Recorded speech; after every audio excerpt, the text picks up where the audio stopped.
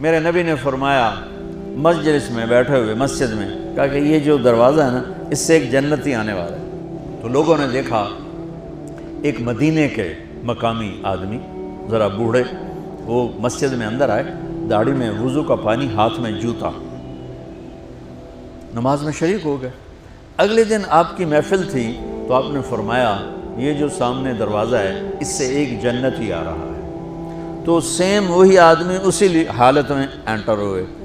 اگلے دن ہوا تو آپ نے کہا اس دروازے سے جنتی آنے والا ہے، ٹھیک وہی آدمی اسی حالت میں انٹر۔ اس مجمع میں ایک صحابی بیٹھے ہیں، ان کا نام ہے عبداللہ بن عمر۔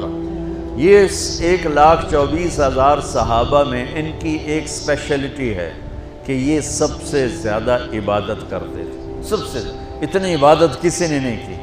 ساری رات نفل پڑھتے تھے، سارے دن کا روزہ رکھتے تھے، اور دن رات میں ایک قرآن ختم کرتے تھے۔ اب ان کو خیال آیا کہ یہ بابا جی مجھ سے بھی زیادہ عبادت کرتے ہیں، جو ان کو یوں ڈائریکٹ جنت کی بشارت ملی اور مجھے نہیں ملی، تو میں دیکھتا ہوں یہ کون سی عبادت کرتے ہیں۔ کیا یہ ساری رات سجدے میں پڑے رہتے ہیں، رکوع میں کھڑے رہتے ہیں، قیام میں کھڑے رہتے ہیں، کیا کرتے ہیں؟ تو ان کے پاس پہنچ گئے، چاچا کچھ تھوڑا والد صاحب کی ناراضگی ہے، دور رہنا چاہتا ہوں، 2-3 دن ٹھہر جاؤں آپ کے پاس؟ ہاں ہاں ہاں بیٹا آ جاؤ آ جاؤ آ جاؤ۔ اب عشاء کی نماز کے فوراً بعد انہوں نے چادر اوپر لی اور چادر میں یوں سوراخ کیا اور یوں لیٹ کے دیکھنے لگے کہ اب یہ بزرگ کیا کرتے ہیں۔ بزرگ تشریف لائے، سرانے پہ سر رکھا، اللہم بسمک اموت و احیا، سونے کی دعا پڑھی، اور تھوڑی دیر بعد خراٹے تھے۔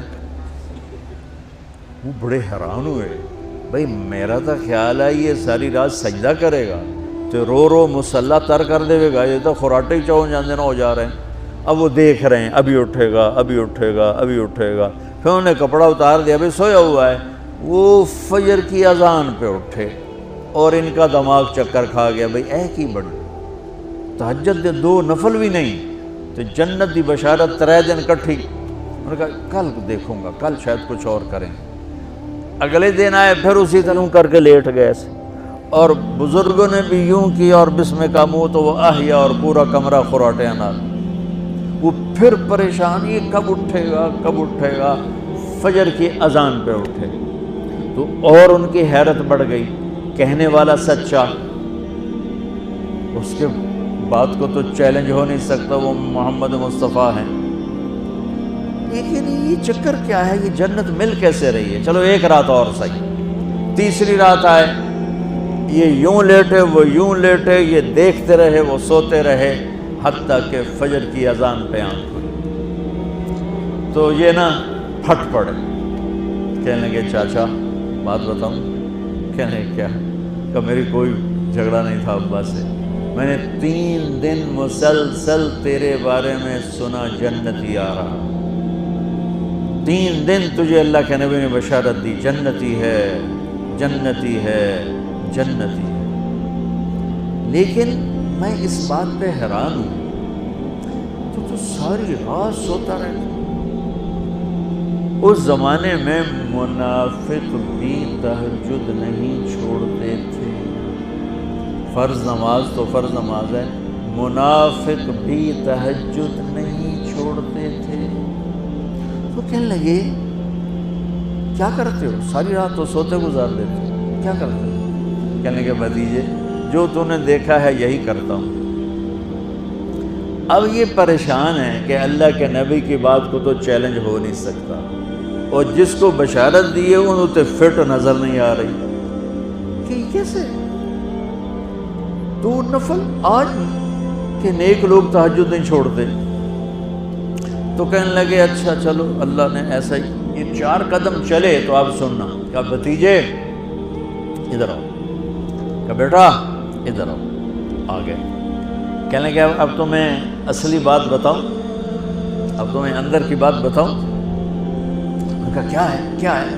اب وہ تیار ہو گئے کہ یہ کہیں گے میں 3 دن بیمار تھا اس لیے میں اٹھ نہیں سکا، ورنہ میں تو ساری رات سجدے میں گزارتا ہوں، میں تو ساری رات روتے روتے گزارتا ہوں۔ تو 3 دن میں بیمار تھا، میرے پیٹ میں درد تھا، میرے سر میں درد تھا، تو میں اٹھ نہیں سکا، ورنہ تو دیکھتا تو حیران ہو جاتا میری رات کیسے ہوتی۔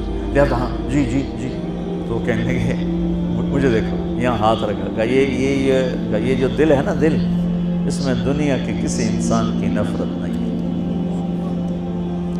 اور جب اللہ کسی کو کوئی رزق دیتا ہے تو مجھے کبھی حسد نہیں ہوا، مجھے خوشی ہوتی ہے۔ تو ان کی جو باڈی لینگویج تھی نا، حیرت میں ڈوب کے، وہ کہتے ہیں ہاں بات ہے، سمجھ آ گئی، یہی سے۔ انہوں نے ایسا نہیں کیا، وہ کہنے لگے ہاذا ہوا، اچھلے اپنی جگہ سے، ہاذا ہوا، یہ چاچا اب سمجھ میں آ گیا، سمجھ میں آ گیا، یہی ہے جو آپ کا سینہ اللہ نے پاک کر دیا ہے، اس پر آپ کو جنت ملی ہے۔ یہ صرف تہجد تے نفلاں تے سوکھی نہیں لبدی۔